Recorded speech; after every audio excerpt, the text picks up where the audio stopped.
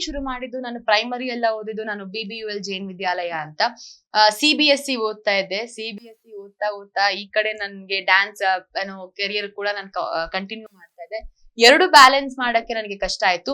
ಜೊತೆಗೆ ನನಗೆ ಆಕ್ಟಿಂಗ್ ಅಲ್ಲಿ ಕೂಡ ನನಗೆ ಅವಕಾಶಗಳು ಸಿಗ್ತಾ ಇತ್ತು. ಹೇಗೆ ಅಂತ ಹೇಳಿದ್ರೆ, ನನಗೊಂದು ಚೇತಕ್ ಗಾಡಿ ಸ್ಟೋರಿ ನಿಮ್ಮ ಹತ್ರ ಹೇಳಕ್ ಇಷ್ಟ ಪಡ್ತೀನಿ. ಸೊ ಎಲ್ಲಿ ಹೋದ್ರು ನನ್ಗೆ ನನ್ನ ಲೈಫ್ ಲಾಂಗ್ ಮರಿದೇ ಇರೋಂತ ಒಂದು ಇನ್ಸಿಡೆಂಟ್ ಅಂದ್ರೆ ಚೇತಕ್.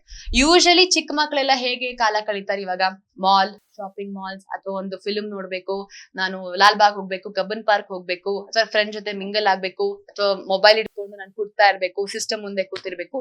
ಸ್ವಲ್ಪ ಜನ ಈ ತರ ಬೆಳೆದ್ ಬಂದಿರ್ತಾರೆ. ಆದ್ರೆ ನನಗೆ ಇದು 1% ನನ್ನ ಲೈಫ್ ನ ಆತರ ಯಾವತ್ತು ನೋಡೂ ಇಲ್ಲ, ಆತರ ಲೈಫ್ ನ ನಾನು ಯಾವತ್ತು ಎಂಜಾಯ್ ಕೂಡ ಮಾಡಿಲ್ಲ ಅಂತಾನು ಹೇಳ್ಬೋದು. I am not repentant it, but ಖುಷಿ ಆಗತ್ತೆ ನನ್ನ ಒಂದು ಲೈಫ್ ಜರ್ನಿ ಬಂದಿದ್ದು. ನನ್ನ ತಾಯಿ ತಂದೆ ಕೆಲ್ಸ ಮುಗಿಸ್ಕೊಂಡ್ ಬಂದಿದ ತಕ್ಷಣ ಏನ್ ಅವ್ರಿಗೆ ಕೆಲ್ಸ ಅಂತ ಹೇಳಿದ್ರೆ, ನನ್ನ ತಂದೆ ಎಲ್ಲೆಲ್ಲಿ ಕಾಂಪಿಟೇಷನ್ಸ್ ಇದೆ ಅಂತ ಹೇಳಿ ಬೆಂಗಳೂರೆಲ್ಲ ಸುತ್ತಾಡಿ ಪಾಂಪ್ಲೆಟ್ಸ್ ಗಳನ್ನ ತಗೊಂಡ್ಬರೋರು. ನನ್ನ ತಾಯಿ ಯಾವ್ಯಾವ ಕಾಂಪಿಟೇಷನ್ಸ್ಗೆ ಎಲ್ಲೆಲ್ಲಿ ಅವಳಿಗೆ ಏನೇನ್ ರೆಡಿ ಮಾಡ್ಬೇಕು ಅಂತ ಹೇಳಿ ಅದೆಲ್ಲಾ ಕಾಸ್ಟ್ಯೂಮ್ಸ್ ಗಳನ್ನ ಅವ್ರು ರೆಡಿ ಮಾಡೋರು. ನಮ್ಮ ಅಣ್ಣ ಯಾವ್ಯಾವ ಸ್ಟೇಜ್ ಅಲ್ಲಿ ಏನೇನ್ ಪರ್ಫಾರ್ಮ್ ಮಾಡ್ಬೇಕು ಅಂತ ಅವ್ನ್ ಕ್ಯಾಸೆಟ್ಸ್ ರೆಡಿ ಮಾಡ್ತಾ ಇದ್ದ. CD ಜಮಾನ ಅಲ್ಲ, ಕ್ಯಾಸೆಟ್ ಜಮಾನ. ಸೊ ಕ್ಯಾಸೆಟ್ಸ್ ರೆಡಿ ಮಾಡ್ತಾ ಇದ್ದ. ನಾನು ಎಲ್ಲೆಲ್ಲಿ ಏನೇನು ಡ್ಯಾನ್ಸ್ ಮಾಡ್ಬೇಕು ಅಂತ ನಾನು ಒಂದು ಕೊರಿಯೋಗ್ರಫಿ ಮಾಡ್ತಾ ಇದ್ದೆ. ಯಾವಾಗ ಕೊರಿಯೋಗ್ರಫಿ ಮಾಡಕ್ ಶುರು ಮಾಡಿದ್ದು, ನನಗೆ 8-9 ವರ್ಷ ಇರ್ಬೇಕಾದ್ರೆ ನಾನು ಕೊರಿಯೋಗ್ರಫಿ ಸ್ಟಾರ್ಟ್ ಮಾಡಿದೆ.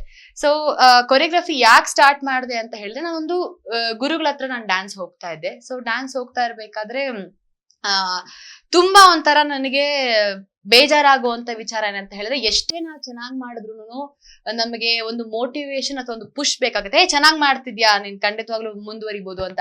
ಒಂದು ಕಾಂಪಿಟೇಷನ್ಗೆ ಅಟೆಂಡ್ ಮಾಡಿ ನಾನು ವಾಪಸ್ ಬಂದು ನನ್ನ ಗುರುಗಳಿಗೆ ನಾನು, ಸರ್ ನನ್ಗೆ ಇವತ್ತು ಈ ಒಂದು ಪ್ರೈಸ್ ಬಂತು ಅಂತ ತಗೊಂಡಾಗ, ಫಸ್ಟ್ ಟೈಮ್ ನಾನು ಅಟೆಂಡ್ ಮಾಡಿದೀನಿ ಕಾಂಪಿಟೇಷನ್. ಫಸ್ಟ್ ಟೈಮ್ ನಾನು ಆ ಗುರುಗಳಿಗೆ ನಾನು ಹೋಗಿ ಅವಾರ್ಡ್ ತೋರಿಸಿದ್ದೀನಿ.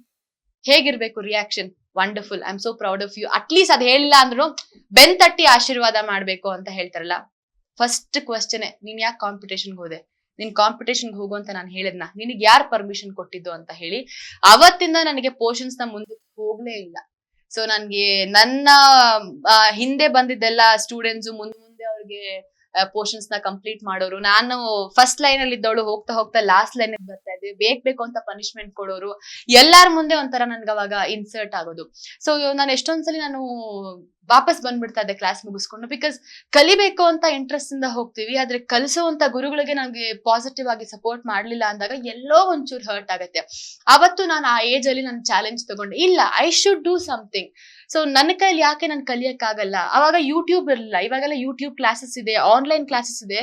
ಈಗಿನ ಜನರೇಷನ್ ಮಕ್ಕಳು ಎಷ್ಟೆಲ್ಲ ಅದೃಷ್ಟ ಮಾಡಿದ್ದಾರೆ ಅಂತ ಹೇಳಿದ್ರೆ, ಇವಾಗ ಇರುವಂತ ಒಂದು ಎಕ್ಸ್ಪೋಜರ್ 10 ವರ್ಷ 15 ವರ್ಷದ ಹಿಂದೆ ಇರ್ಲಿಲ್ಲ. ಸೋಷಿಯಲ್ ಮೀಡಿಯಾ ಇಷ್ಟಂತೂ ಇಂಪ್ರೂವ್ ಆಗೇ ಇರ್ಲಿಲ್ಲ. ಸೊ ನನಗೆ ನಾನ್ ಹೆಂಗ್ ಕಲಿಯಕ್ ಶುರು ಮಾಡಿದೆ ಅಂತ ಹೇಳಿದ್ರೆ, ನನ್ನ ತಾಯಿ ಫೋಟೋಸ್ ನೋಡ್ತಾ ಇದ್ದೆ. ತಾಯಿ ಫೋಟೋಗಳು ನೋಡ್ಕೊಂಡು, ಪೋಸ್ಟರ್ಸ್ ನ ನೋಡ್ಕೊಂಡು ನಾನು ಕಲಿತಾ ಇದ್ದೆ. ಅಂಡ್ ಎಷ್ಟು ಯಾವ್ದೇ ಒಂದು ಹೀರೋಯಿನ್ಸ್ ಗಳು ಡ್ಯಾನ್ಸ್ ಮಾಡ್ತಾ ಇದ್ರು ಅದನ್ನ ನೋಡ್ಕೊಂಡು ನಾನು ಕಲಿತಾ ಇದ್ದೆ. ಸೊ ಈ ತರ ಒಂದು ನನಗೆ ಕಲಿಕೆಗಳು ಲೈಕ್ ನನ್ನ ಜೀವನದಲ್ಲಿ ಅಳವಡಿಸ್ಕೊಂಡು ಬಂದೆ.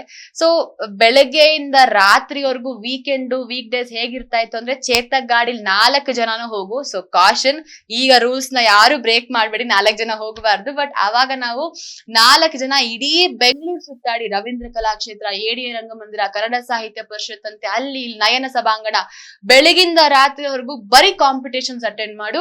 ಬೆಳಗ್ಗೆ ಎಲ್ಲ ಕಾಂಪಿಟೇಷನ್ಸ್ ಅಟೆಂಡ್ ಮಾಡು, ಸಂಜೆ ಎಲ್ಲಾ ಕಡೆನೂ ಹೋಗ್ಬಿಟ್ಟು ಪ್ರೈಸ್ ಡಿಸ್ಟ್ರಿಬ್ಯೂಷನ್ ಅಲ್ಲಿ ನನ್ಗೆ ಎಷ್ಟನೇ ಪ್ರೈಸ್ ಬರುತ್ತೆ, first prize, second prize, third prize, ಈ ತರ ಕಾಯ್ಕೊಂಡು ಕುತ್ಕೊಳ್ತಾ ಇದ್ದೆ. ಹಂಗಂತ ಹೇಳಿ ನನ್ನ ಫ್ಯಾಮಿಲಿ ಕೂಡ we are not that much Born rich. ನಾವೊಂದು ಮಿಡಲ್ ಕ್ಲಾಸ್ ಫ್ಯಾಮಿಲಿಯಿಂದಾನೇ ಬಂದಂತ ಹುಡುಗಿ. ಸೊ ಮಿಡಲ್ ಕ್ಲಾಸ್ ಫ್ಯಾಮಿಲಿನಲ್ಲಿ ಬಂದಾಗ ಏನಾಗುತ್ತೆ, ಅರ್ನಿಂಗ್ಸ್ ಜೊತೆಗೆ ಮನೇಲಿ ಮೇಂಟೆನೆನ್ಸ್ ಜೊತೆಗೆ ಇನ್ನೊಂದು ತುಂಬಾನೇ ಮುಖ್ಯ ಆಗತ್ತೆ ಅಂದ್ರೆ, ಒಂದೊಂದು ಎಂಟ್ರಿ ಫೀಸು 150 ರಿಂದ 200 ರೂಪಾಯಿ, 250 ರೂಪಾಯಿ. ನನಗೆ ಎಲ್ಲದಕ್ಕೂ ಪಾರ್ಟಿಸಿಪೇಟ್ ಮಾಡೋರು. ಭರತನಾಟ್ಯ ಆಗ್ಲಿ, ಫೋಕ್ ಆಗ್ಲಿ, ಫಿಲ್ಮ್ ಆಗ್ಲಿ, ಏಕಪಾತ್ರಾಭಿನಯ ಆಗ್ಲಿ, ಎಲ್ಲದಕ್ಕೂ ಕ್ಯಾಲ್ಕುಲೇಟ್ ಮಾಡ್ತಾ ಇದ್ರೆ ನಮ್ಗೆ ದಿನಕ್ಕೆ ಒಂದೊಂದು ಎಂಟ್ರಿನೇ 200 ರೂಪಾಯಿ ಅಂತ ಇದ್ರು ಒಂದು ದಿನಕ್ಕೆ 1000 ರೂಪಾಯಿ ನನಗೆ ಬೇಕಾಗ್ತಿತ್ತು. ನನ್ನ ತಂದೆ ತಾಯಿಗೆ ನಾನು ಯಾವತ್ತಿದ್ರು ನಾನು ಲೈಫ್ ಲಾಂಗ್ ಚಿರಋಣಿ ಆಗಿರ್ತೀನಿ. ಯಾಕೆ ಅಂತ ಹೇಳಿದ್ರೆ, ಎಷ್ಟೊಂದು ಸಲಿ ಎಷ್ಟೊಂದು ಜನದ ಹತ್ರ ನನ್ನ ಕಾಂಪಿಟೇಷನ್ಗೆ ದುಡ್ಡಿಲ್ದೆ ಅವ್ರ ಫ್ರೆಂಡ್ಸ್ ಹತ್ರ ಬಾರೋ ಮಾಡ್ಕೊಂಡು ನನ್ನ ಮಗಳಿಗೆ ಇವತ್ತು ಕಾಂಪಿಟೇಷನ್ಗೆ ಕರ್ಕೊಂಡು ಹೋಗ್ಬೇಕು ಅಂತ ಹೇಳಿ ಕಾಸ್ಟ್ಯೂಮ್ಸ್ ಗಳು ಇರ್ತಾ ಇರ್ಲಿಲ್ಲ ಅವಾಗ್ಲೆಲ್ಲ ತಗೊಳಕ್ಕೆ, ಮೇಕಪ್ ಮಾಡ್ಕೊಳಕ್ಕೆ ಮೇಕಪ್ ಮೆಟೀರಿಯಲ್ಸ್ ಇರ್ತಾ ಇರ್ಲಿಲ್ಲ ನಮ್ಮ ಹತ್ರ. ಸೊ ಎಷ್ಟೊಂದು ಜನದ ಹತ್ರ ಏನು ನನ್ನ ಮಗಳ ಕಾಂಪಿಟೇಷನ್ ಕರ್ಕೊಂಡು ಹೋಗ್ಬೇಕು ಅಂತ ಹೇಳಿ ದುಡ್ಡು ಇಸ್ಕೊಂಡಿದ್ದಾರೆ. ಅಂಡ್ ಸೀರಿಯಸ್ಲಿ ಈ ಒಂದು ವೇದಿಕೆ ಮೂಲಕ ಯಾರ್ಯಾರು ನನಗೆ ಪರೋಕ್ಷವಾಗಿ ನನಗೆ ಸಪೋರ್ಟ್ ಮಾಡಿದ್ರು, ಥ್ಯಾಂಕ್ ಯು ಸೋ ಮಚ್ ಅಂತ ಹೇಳಕ್ ಇಷ್ಟಪಡ್ತಾ ಇದೀನಿ. ಸೊ ಇವಾಗ ಎಲ್ಲರೂ ಹೇಳ್ತಾರೆ ನಮ್ಮ ಮನೆ ಒಳಗಡೆ ಬಂದ್ರೆ ಇಡೀ ಹಾಲ್ ಅಲ್ಲಿ ಪ್ರಶಸ್ತಿಗಳು ತುಂಬಿದೆ ಅಂತ. ಅದ್ರ ಹಿಂದಿನ ನೋವು, ಅದ್ರ ಹಿಂದಿನ ಕಷ್ಟ ಇದೆಯಲ್ಲ, ನಾವು ಪಟ್ಟಿದೀವಲ್ಲ, ಅದನ್ನ ಮಾತ್ರ ಗೊತ್ತಾಗತ್ತೆ. ಸೊ ಎಷ್ಟೊಂದು ಸಲಿ ನಾವು ಊಟ ಇಲ್ಲದೆ ಕೂಡ ಮಲಗುವಂತ ಒಂದು ಸಂದರ್ಭಗಳು ಕೂಡ ಆಗಿದೆ. ಬಿಕಾಸ್ ಕಾಂಪಿಟೇಷನ್ ಕಾಂಪಿಟೇಷನ್ ಕಾಂಪಿಟೇಷನ್ ಇದು ಒಂದೇ ನನ್ನ ಜೀವನದಲ್ಲಿ ನಾನು ನೋಡ್ಕೊಂಡು ಬಂದಿದ್ದು. ಸೊ ಬಟ್ ನಾನು ಒಂದು ಡಿಸೈಡ್ ಮಾಡಿದೆ, ಇಷ್ಟೊಂದೆಲ್ಲ ನನಗೆ ಸಪೋರ್ಟಿವ್ ಆಗಿ ನನಗೆ ಫ್ಯಾಮಿಲಿ ಸಿಕ್ಕಿದೆ ಅಂತ ಹೇಳಿದ್ರೆ ನಾನು ಅದನ್ನ ತುಂಬಾ ಸೀರಿಯಸ್ ಆಗಿ ತಗೊಳ್ಬೇಕು ಅಂತ ಹೇಳಿ ಎಲ್ಲೇ ಏನೇ ಕಾಂಪಿಟೇಷನ್ಸ್ ಹೋದ್ರು ಫಸ್ಟ್ ಪ್ರೈಸ್ ನನ್ ಟಾರ್ಗೆಟ್ ಆಗ್ತಾ ಇತ್ತು.